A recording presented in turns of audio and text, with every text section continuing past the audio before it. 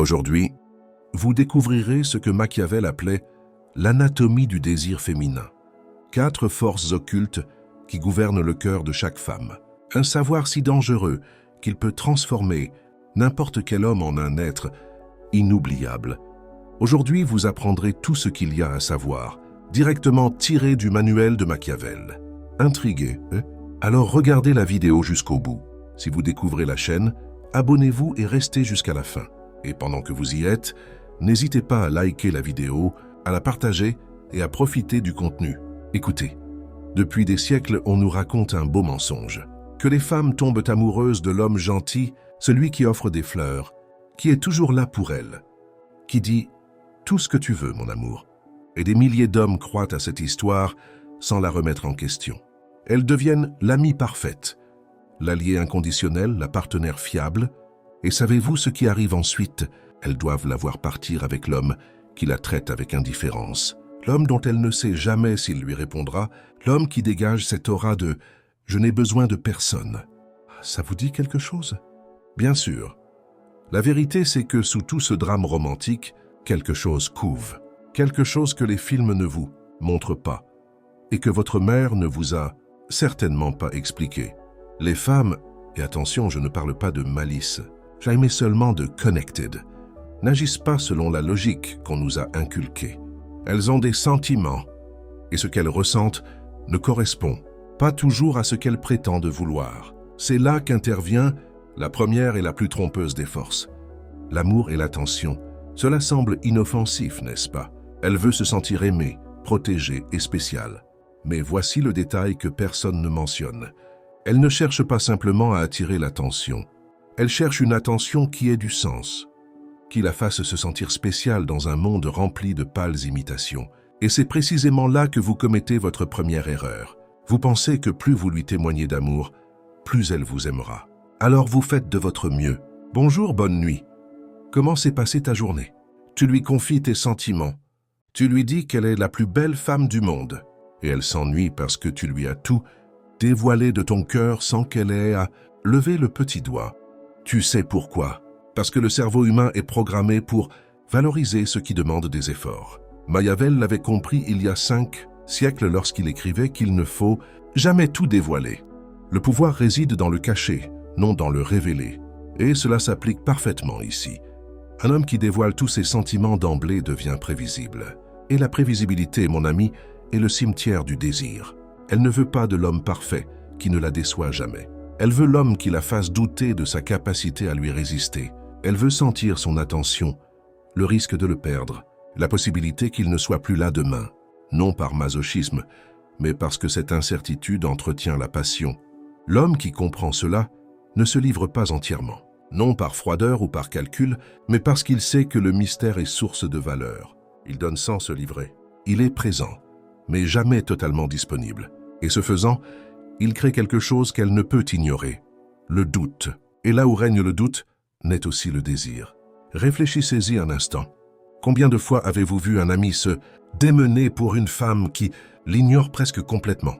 Et combien de fois avez-vous vu cette même femme courir après? Quelqu'un qui la met à l'épreuve? Ce n'est pas un hasard. C'est de la pure psychologie. Si cela vous parle et que vous souhaitez voir davantage de contenu direct de ce genre, abonnez-vous à ma chaîne, car ce n'est que le début, le point de départ. L'amour et l'attention ne sont qu'une belle façade. En dessous d'eux se tiennent les 3 autres, et ce sont eux qui tirent les ficelles. Mais avant d'en arriver là, il faut comprendre quelque chose de fondamental. Vous ne luttez pas contre les femmes. Vous apprenez les règles d'un jeu qui se joue depuis la nuit des temps. Et dans ce jeu, celui qui comprend la psychologie féminine cesse de mendier et devient celui qui décide. La question est maintenant la suivante. Êtes-vous prêt à reconnaître les 3 autres forces? Car une fois que vous les connaîtrez, vous ne les verrez plus jamais de la même façon. Et si vous décidez de les utiliser, je vous préviens, il n'y a pas de retour en arrière. Car lorsque vous apprenez à agir avec cette lucidité, tout change. Pas seulement dans vos relations avec les femmes, mais dans la vie en général. Et si vous avez lu jusqu'ici et que cela vous a particulièrement touché, faites-moi une faveur, abonnez-vous à la chaîne. Je ne vous le demande pas sans raison. Je vous le demande parce que les chapitres suivants sont bien plus profonds et ce serait dommage que vous les manquiez. Si vous comprenez cela, vous avez déjà une longueur d'avance sur la plupart des autres. Ne gâchez pas cet avantage. Et c'est précisément pourquoi vous devez comprendre la seconde. Force que personne n'ose évoquer ouvertement car elle paraît politiquement incorrecte. Le statut. Mais oubliez ce que vous pensiez jusqu'ici. Je ne parle pas du type qui chausse du 44 ou de la montre de Marc Jacobs. Je parle de quelque chose de bien plus viscéral, de bien plus puissant. Je parle de l'homme qui entre dans une pièce et qui, sans dire un mot, captive l'attention de tous. Celui qui n'a rien à prouver, car sa simple présence parle d'elle-même. Les femmes ont toujours recherché les hommes qui inspirent le respect, non par peur, mais parce que ce respect est le signe de quelque chose de plus profond. L'homme qui acquiert de l'importance, qui est reconnu, qui a du poids, et ce détail même, que nous aborderons à maintes reprises, mais que nous observons quotidiennement, est remarquable. Elle pourrait dire que la personnalité, le lien émotionnel et l'humour sont importants pour elle. Et oui, tout cela compte. Mais quand cet homme apparaît, imposant sa présence sans un mot, dégageant le calme imperturbable d'un homme qui n'a plus rien à prouver, quelque chose s'allume en elle qu'elle ne peut contrôler. Pourquoi, à votre avis, l'homme discret dans son coin attire-t-il davantage l'attention que celui qui parle sans cesse? Parce que le véritable pouvoir ne crie pas. Le véritable pouvoir est tout simplement. Machiavel le savait lorsqu'il écrivait qu'il valait mieux être craint qu'aimé si l'on ne pouvait être les deux. Il ne parlait pas de cruauté, mais de respect naturel, de cette présence qui vous fait sentir apprécié sans que vous ayez à le demander. Et les femmes le perçoivent immédiatement. Elles remarquent quand un homme parle peu, mais que chaque mot est lourd de sens. Elles remarquent quand quelqu'un entre dans une pièce et que l'atmosphère change, même si cette personne n'a pas encore prononcé un mot. Elles sentent quand elles sont avec un homme qui n'a pas besoin d'elles. Et alors, tout bascule. Car l'homme qui n'a pas besoin de la validation féminine est celui que toutes les femmes désirent. Le piège pour l'homme. Moyen est de croire qu'il peut susciter l'attirance par la simple amabilité, la prévenance et la disponibilité. Erreur. Il inspire le confort, peut-être de l'appréciation mais pas le désir, car le désir naît de la tension, de l'incertitude, liée à la présence d'une personne qui semble inaccessible. L'homme à l'allure statuaire n'est pas forcément le plus riche ni le plus séduisant. C'est celui qui vit comme s'il poursuivait un but plus noble que celui d'impressionner autrui. Un exemple concret. Imaginez deux situations. Dans la première, un homme arrive à une soirée et cherche immédiatement quelqu'un à qui parler. Il est agité, nerveux, réclame constamment l'attention et rit beaucoup, trop fort à des blagues qui ne sont même pas drôles. Le second arrive, vous salue calmement, s'assoit, observe et ne prend la parole que lorsqu'il a quelque chose à dire. Et quand il parle, tout le monde se tait et écoute. Lequel des deux choisiriez-vous en tant que femme pour une relation amoureuse? Le second. Toujours le second. Non pas que la première personne soit mauvaise en soi, mais parce qu'elle dégage une impression de dépendance affective et cette dépendance est rebutante. La seconde, en revanche, dégage une impression d'indépendance. Et l'indépendance est séduisante. C'est un mélange de biologie et de psychologie, et même si c'est difficile à admettre, il en a toujours été ainsi. Et c'est là que ça devient intéressant. Le statut ne s'hérite pas et ne s'achète pas. Il se mérite. Il naît de la maîtrise de soi, de la force intérieure et de la capacité à rester imperturbable quand tout le monde perd son sang-froid. Il naît lorsqu'on cesse de réagir émotionnellement à chaque provocation, lorsqu'on n'est pas influencé par les opinions d'autrui, lorsque la validation vient de l'intérieur et non de l'extérieur. Les femmes le sentent. Elles perçoivent le désespoir à des kilomètres, mais elles savent aussi reconnaître la force. Et si elles trouvent un homme fort, un homme qui ne s'effondre pas à la première difficulté, un homme qui ne change pas de comportement pour lui plaire, alors l'attirance est inévitable.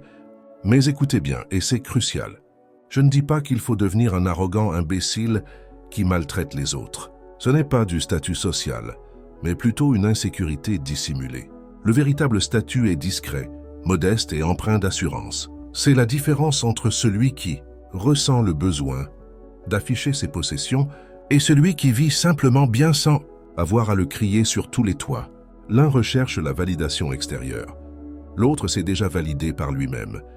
J'aimerais savoir autre chose. Si vous avez déjà vécu cela, Si vous avez déjà remarqué un changement d'attitude chez quelqu'un lorsque vous avez cessé de rechercher son approbation, merci de laisser un commentaire. Ce témoignage pourrait aider d'autres hommes qui hésitent encore. Soyons honnêtes, on peut être incroyablement affectueux, gentil et attentionné. Mais si l'on manque d'estime de soi, de cette assurance qui nous caractérise et qui ne nécessite pas qu'on nous le rappelle, alors c'est déjà perdu d'avance. Le statut social est essentiel lorsqu'on cherche un partenaire. Voilà le fondement invisible sur lequel tout repose. Mais les choses deviennent vraiment intéressantes. Car si l'amour vous tient captif et que le statut social pose les bases, il existe une troisième force, une véritable bombe, le désir. Cette force qui fait qu'une femme pense à vous-même quand elle ne le devrait pas, qui la pousse à vous chercher malgré sa promesse de vous oublier, qui l'empêche de vous chasser de ses pensées. Logiquement parlant, cela n'a aucun sens. Et cette force, nous en reparlerons au chapitre suivant. La situation se complique, mais restez avec nous. Nous avons parlé d'amour et de statut social. Deux forces visibles, observables, mais il en existe une troisième, la plus dangereuse de toutes, dont la plupart des hommes ignorent même l'existence. C'est invisible, psychologique, et cela agit en silence jusqu'à ce qu'il soit trop tard. On l'appelle désir, mais pas le désir physique que nous connaissons tous. Je parle du désir psychologique, de cette flamme intérieure qui s'allume quand on ne se comprend pas pleinement. Et c'est précisément là que tout bascule. Car il s'avère que celui qui se dévoile entièrement, qui promet tout, qui se donne émotionnellement dès le premier jour, est le premier à être oublié. Non pas parce qu'il est une mauvaise personne, mais parce qu'il a détruit le mystère avant même que le désir puisse naître. Le cerveau féminin, et il ne s'agit pas d'une simple opinion, mais d'un fait neuroscientifique, avéré et programmé pour s'accrocher à l'incertitude, à l'imprévisible, au risque maîtrisé. C'est de la biologie pure, mêlée à la psychologie évolutionniste. Les femmes ont besoin de cette sensation d'incertitude qui naît de l'inconnu. Se présenter ouvertement et clairement, sans surprise ni secret caché, suscite l'intérêt. Et l'autre personne n'en comprend même pas la raison. Mavel l'a parfaitement résumé. Qui dévoile tout sans retenue perd son pouvoir de négociation. En amour, mon frère, la négociation est un processus continu. Il ne s'agit pas de manipulation, mais de stratégie. Cela signifie comprendre que le mystère n'est ni mensonge, ni dissimulation. Il s'agit simplement de ne pas tout dévoiler d'un coup. Il s'agit d'utiliser consciemment son énergie, son temps et son attention. J'aimerais vous décrire deux scénarios. Le premier type parle sans arrêt. Dès le deuxième rendez-vous, il vous raconte déjà toute sa vie. Il explique chaque sentiment, chaque décision, chaque étape. Il vous envoie des messages constamment.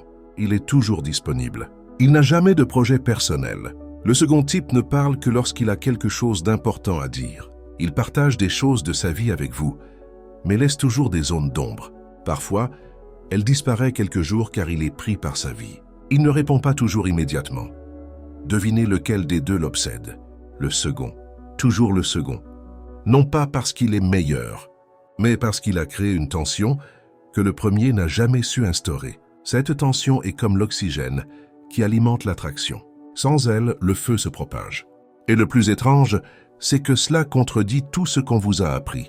On vous a dit que la communication est essentielle, qu'elle doit être transparente, que la mort véritable ne recèle aucun secret. Et tout cela paraît idéal en théorie. Mais en pratique, ce qui vous attire le plus, c'est la prévisibilité. Si elle sait exactement ce que vous allez dire, comment vous allez réagir, ce que vous comptez faire samedi soir, il n'y a plus rien à découvrir. Et s'il n'y a plus rien à découvrir, il n'y a aucune raison de s'accrocher à elle. L'homme qui maîtrise cette troisième force comprend l'art du contraste. La chaleur suit la distance, la tension suit l'absence, la présence suit le silence. Il ne s'agit pas d'un jeu cruel. Cela signifie simplement reconnaître que le cerveau humain valorise la rareté et se lasse de la banalité. C'est pour la même raison que l'on finit par ne plus remarquer l'odeur de son propre appartement ou que sa musique préférée perd de son attrait après l'avoir écoutée des milliers de fois de suite. Mais voici un point important. Être mystérieux ne signifie pas être froid ou distant émotionnellement. Cela signifie avoir sa propre vie, une vie si riche qu'elle ne représente pas tout. Cela signifie avoir des passions, des projets et des amitiés, et s'accorder des moments d'indisponibilité pour construire quelque chose de plus important qu'une relation. Voilà la véritable énigme. Non pas ce que vous désirez, mais ce que vous vivez. Selon vous, qu'est-ce qui permet de maintenir l'intérêt d'une femme? A. Être constamment disponible et attentif. B. Alterner entre une présence intense et une absence stratégique. Indiquez A ou B dans les commentaires et expliquez brièvement votre choix. Je suis curieux de voir quelle approche l'emportera dans cette vidéo. Parce que vous savez quoi? Les femmes ne recherchent pas la stabilité émotionnelle pendant la phase de découverte. Elles recherchent des émotions. Elles veulent ressentir quelque chose qui rompe la monotonie de leur quotidien. Et les émotions ne naissent pas du prévisible, mais de l'inattendu. L'homme toujours présent, toujours disponible, toujours arrangeant. Il est peut-être réconfortant, mais il est aussi ennuyeux. Et l'ennui est un poison pour l'attirance. Personne ne vous le dit parce que ça paraît dur. On a l'impression que vous jouez avec les sentiments de l'autre, mais ce n'est pas le cas. Il s'agit de comprendre comment fonctionne réellement le désir humain. Il s'agit de reconnaître que le coup de foudre est un mythe, mais que l'obsession mentale est bien réelle. Cette obsession naît lorsqu'une personne ne parvient pas à vous cerner complètement. Lorsqu'à chaque fois qu'elle pense vous connaître, elle découvre une nouvelle facette de votre personnalité. Le problème pour beaucoup est qu'ils croient que tout révélé est un signe d'honnêteté et de fiabilité. Et cela peut l'être, mais c'est aussi le signe qu'il n'y a plus rien à découvrir. C'est comme connaître la fin d'un film après les 10 premières minutes. Pourquoi continuer? Ce qu'il faut comprendre, c'est que le désir psychologique est cumulatif. Il grandit à chaque conversation inachevée, à chaque silence stratégique, à chaque fois qu'elle attendait quelque chose et que vous avez transformé ses attentes en autre chose. Il ne s'agit pas d'être spontanément imprévisible. Il s'agit d'être véritablement complexe, profond, d'être quelqu'un d'assez nuancé pour échapper à toute catégorisation simpliste. Et si vous résistez, si vous devenez cette énigme qu'ils ne peuvent ni résoudre ni abandonner, alors vous passez du statut d'option à celui d'obsession. Car le cerveau féminin ne trouve la paix que lorsqu'il a résolu l'énigme. Et si une énigme demeure irrésolue, elle pense sans cesse à vous. Mais une quatrième force unit le tout. Elle confère à l'amour, au statut et au mystère, une signification profonde et durable. Sans elle, tous les instants précédents seraient éphémères. Avec elle, vous devenez la personne que vos proches désirent, mais dont ils ont besoin. Et c'est précisément de cela qu'il s'agit. Quand on considère l'ensemble, quand on voit l'amour, le statut, le mystère et maintenant cette quatrième force agir de concert, beaucoup de choses prennent soudainement sens, car cette quatrième force donne une direction à tout le reste. Il s'agit de sens, de continuité, du sentiment d'accomplir quelque chose, même si l'on est encore en train de tracer son propre chemin. Et voici une vérité que personne ne vous dit. Les femmes ne recherchent pas la stabilité émotionnelle au début d'une relation. Elles recherchent des émotions. Elles veulent ressentir quelque chose qui rompe la monotonie de leur quotidien. Les sentiments ne naissent pas du prévisible, mais de l'inattendu. L'homme toujours présent, toujours disponible, toujours arrangeant. Il est peut-être rassurant, mais il est aussi ennuyeux, et l'ennui est un poison pour l'attirance. Personne ne vous le dit parce que ça paraît dur. On dirait que vous jouez avec les sentiments de l'autre. Mais il ne s'agit pas de jouer. Il s'agit de comprendre le véritable fonctionnement du désir humain. Il s'agit de reconnaître que le coup de foudre est un mythe, mais que l'obsession mentale est bien réelle. Et cette obsession naît lorsqu'une personne ne parvient pas à vous cerner complètement. Lorsqu'à chaque fois qu'elle pense vous connaître, elle découvre une nouvelle facette de votre personnalité. Le problème, c'est que la plupart des gens pensent que tout révélé est un signe d'honnêteté et de fiabilité. Et ça peut l'être. Mais c'est aussi le signe qu'il n'y a plus rien à découvrir. C'est comme connaître la fin d'un film après les 10 premières minutes. Alors pourquoi rester jusqu'au bout? Il faut comprendre que les besoins psychologiques sont cumulatifs. Cela naît de chaque conversation inachevée, de chaque silence stratégique, de chaque instant où elle attendait quelque chose et où vous en avez fait autre chose. Il ne s'agit pas d'être spontanément imprévisible. Il s'agit d'être véritablement complexe, d'avoir une réelle profondeur, d'être quelqu'un avec tant de nuances qu'on ne peut les décrire en 3 adjectifs. Et si vous y parvenez, si vous devenez cette énigme qu'elle ne peut ni résoudre ni oublier, alors vous passerez d'une option à une obsession. Car le cerveau féminin ne trouve la paix que lorsqu'il a résolu le casse-tête. Et si vous êtes un puzzle dont les pièces ne s'emboîtent jamais parfaitement, elle ne cessera jamais de penser à vous. Mais s'il existe une quatrième force qui unit tout, c'est bien celle-ci qui confère à l'amour, au statut et au mystère leur sens profond.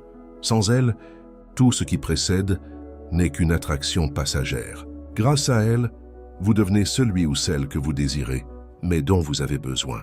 Et c'est précisément de cela dont nous parlons maintenant. Ainsi, lorsqu'on considère l'ensemble des éléments, lorsqu'on observe l'amour, le statut social, le mystère et désormais cette quatrième force interagir, beaucoup de choses prennent soudainement sens, car cette quatrième force donne une direction à tout le reste. Elle incarne le sens, la continuité, le sentiment d'avancer, même si l'on est encore en train de tracer le chemin. Voici la vérité que personne ne vous dit. Les femmes ne recherchent pas l'homme qui sait tout, elles recherchent l'homme qui sait où il va, même si sa carte est encore incomplète. Car cette assurance intérieure, cette stabilité d'un homme qui ne se sent pas perdu, crée une véritable sécurité affective. Non pas la sécurité de quelqu'un qui vous promet la lune, mais celle de quelqu'un qui crée son propre univers et vous invite à en faire partie. Voyez-vous, vous pouvez avoir tout l'amour du monde, tous les statuts imaginables, tout le prestige stratégique, mais si vous n'avez pas de but dans la vie, pas de vision claire de qui vous êtes et de ce que vous construisez, alors tout s'écroule. Car une femme peut être attirée par vous, vous désirez voir tomber amoureuse, mais si elle sent que vous êtes englué dans la routine, si elle a l'impression que vous attendez d'elle, qu'elle donne un sens à votre vie, alors tout est fini. Un homme sans but inspire la pitié. Un homme qui a des objectifs inspire le respect. Et ce respect est le fondement de toute véritable attirance. Car lorsqu'on a un objectif, on n'est plus dépendant de leur approbation. On n'a plus besoin de leur consentement pour se sentir épanoui. Et cette indépendance émotionnelle est séduisante. Imaginez, connaissez-vous quelqu'un qui est tellement absorbé par son projet, sa passion, sa vision, qu'il en oublie littéralement de regarder son téléphone? Quelqu'un qui ne se soucie pas de savoir s'il a reçu une réponse, car il est occupé à construire quelque chose de plus grand. Ces personnes exercent une attraction irrésistible, non pas parce qu'elles se font désirer, mais parce qu'elles ont véritablement des priorités, plus importantes que de chercher à attirer l'attention. Et les femmes le perçoivent immédiatement. Elles remarquent lorsqu'elles sont avec quelqu'un qui a des objectifs clairs, qui n'en a pas besoin pour se sentir important, mais qui les choisit parce qu'il complète un projet déjà en cours. Voilà la différence entre posséder le but et le conquérir. Elle prie celui qui a le but, et lorsqu'elle le comprend, tout change. À y regarder de plus près, ces quatre forces n'agissent pas indépendamment, mais sont interdépendantes. Un but confère automatiquement du prestige, car on respecte celui qui sait ce qu'il veut. Votre statut vous confère une aura de mystère, car vous n'avez pas à vous justifier constamment. Le mystère entretient la passion, et la passion lui fait apprécier votre amour, car elle sait que vous ne l'accordez pas à n'importe qui. Tout est lié, et l'homme qui comprend ce lien n'agit plus impulsivement, mais stratégiquement. Non pas pour manipuler, mais pour bâtir quelque chose d'authentique, en partant d'une position de force, non par nécessité. Et voici ce que Machiavel comprenait mieux que quiconque. La chance sourit aux audacieux, non à ceux qui attendent que les choses se fassent d'elles-mêmes. On peut avoir les meilleures intentions, le cœur le plus noble et la loyauté la plus inébranlable, mais si l'on ne comprend pas les véritables mécanismes de l'attraction, si l'on persiste à croire qu'être bon suffit pour être choisi, on sera toujours perdant. Face à quelqu'un qui maîtrise le jeu, c'est injuste, mais c'est ainsi. Et la vie ne récompense pas l'équité, elle récompense l'efficacité. Concrètement, qu'est-ce que cela signifie? Cela signifie qu'il faut arrêter de courir après les choses. Cela signifie qu'il faut construire une vie tellement intéressante que les autres voudront y prendre part. Cela signifie développer des compétences, des passions et des projets qui vous rendent précieux, non seulement pour les femmes, mais aussi pour vous-même. Cela signifie que lorsqu'elle entre dans votre vie, vous êtes déjà entier et qu'elle représente un enrichissement, non une solution. Car lorsque vous êtes en paix avec vous-même, lorsque vous avez un cap, lorsque vous ne réagissez pas émotionnellement à chaque mouvement, lorsque votre validation vient de l'intérieur, alors vous serez irrésistible, non pas par des techniques ou des artifices, mais parce que vous êtes devenu une personne d'une valeur inestimable, et ce qui est précieux attire toujours l'attention. La différence entre celui qui le comprend et celui qui ne le comprend est frappante. Le premier mendie l'attention, modifie son comportement pour plaire et, ce faisant, perd son identité. L'autre personne vit en accord avec elle-même, apporte une valeur ajoutée sans attendre de réciprocité immédiate et choisit librement avec qui elle passe son temps. L'une réagit, l'autre prend les devants, et celle qui prend les devants a toujours l'avantage.